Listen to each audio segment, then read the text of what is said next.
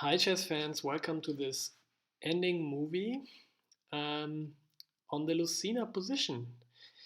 The Lucena position is one of the most important winning techniques in Rook endings.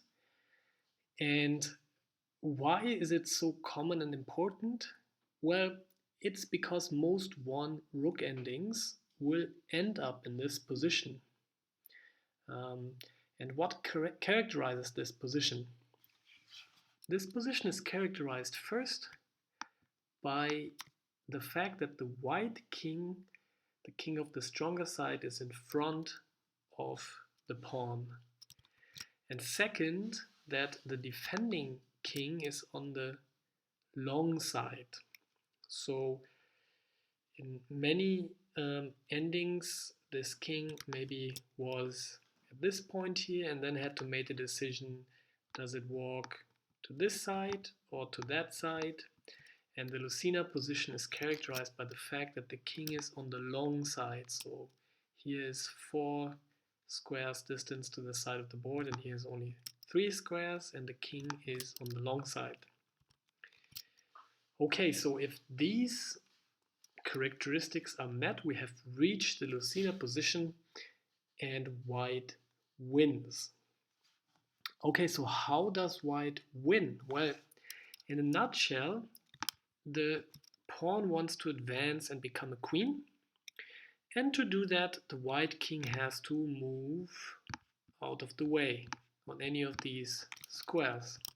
Now at the moment, um, this king here is blocking those 2 squares, and black wants to keep on blocking those 2 squares because this is what prevents white from queening the pawn. So in this position, black to move, of course, black would play rook to c2, so that the king and the rook kind of gang up and try to block these squares so that the white king cannot make space for the pawn to promote. Okay, so what can white do? Well, white cannot move the king or the pawn at the moment, so white could give a check, rook f1. And now if the king moves away,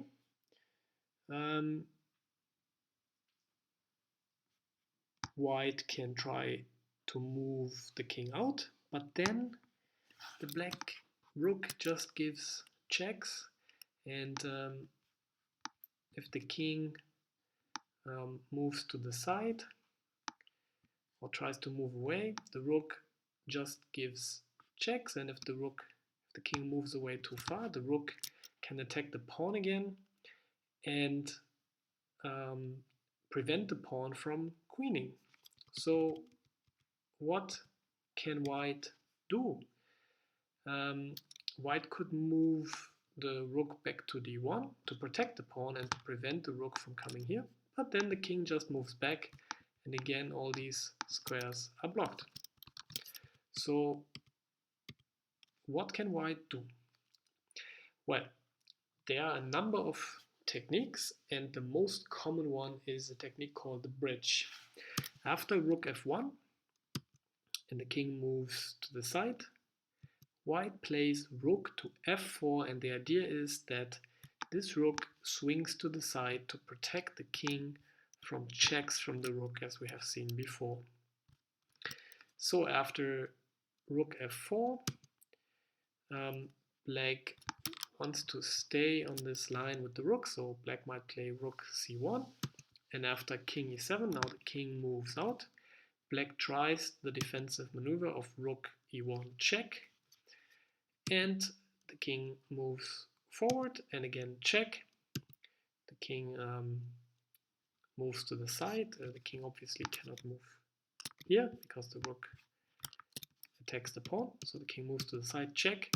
Now the king comes forward, check, and now we see why this rook move wins the game, because now white can move the rook in between, and obviously if the rooks are exchanged, white queens the pawn,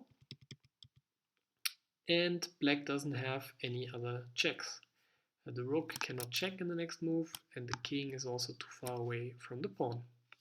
So white excuse me, white has built a bridge here, and this is the technique to win this position because black can basically not do anything against it.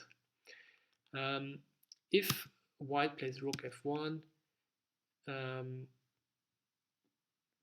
or rather in the move before, if black was to try another defensive technique of rook to a2 with the idea of checking the king. Now the king cannot move out here, so the king could move out here. Then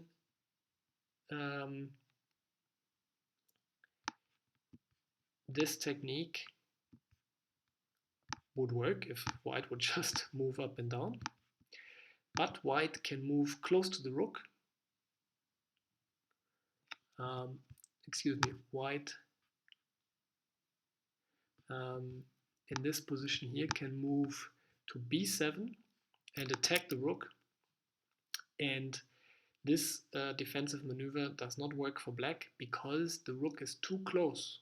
There are only two squares in between the king and the pawn and the rook, and this is too close. That's why black cannot use this defensive technique, and that's why in the Lucena position we want to have the king on the long side so that the rook is on the short side.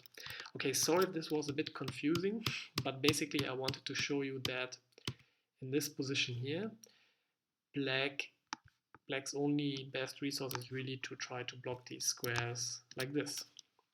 But then white can build the bridge.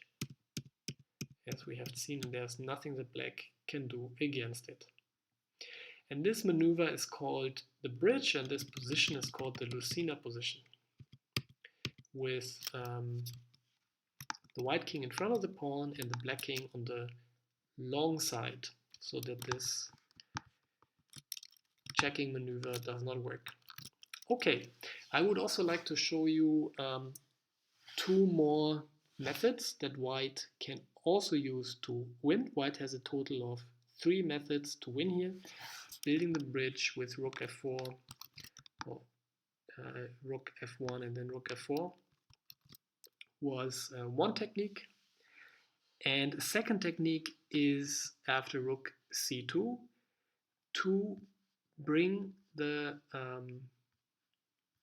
rook over to a1 with the goal of transferring it to c8, and then on c8 push this rook away to create some space for the king to move out.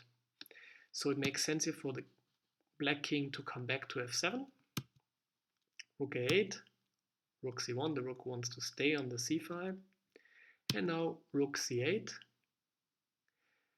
and the rook does not want to exchange itself because then white would win, and now king c7, and after rook c1, king b6, the white king can approach the rook, and whenever the rook was to move back and attack the pawn would just queen and exchange itself, and white wins the game.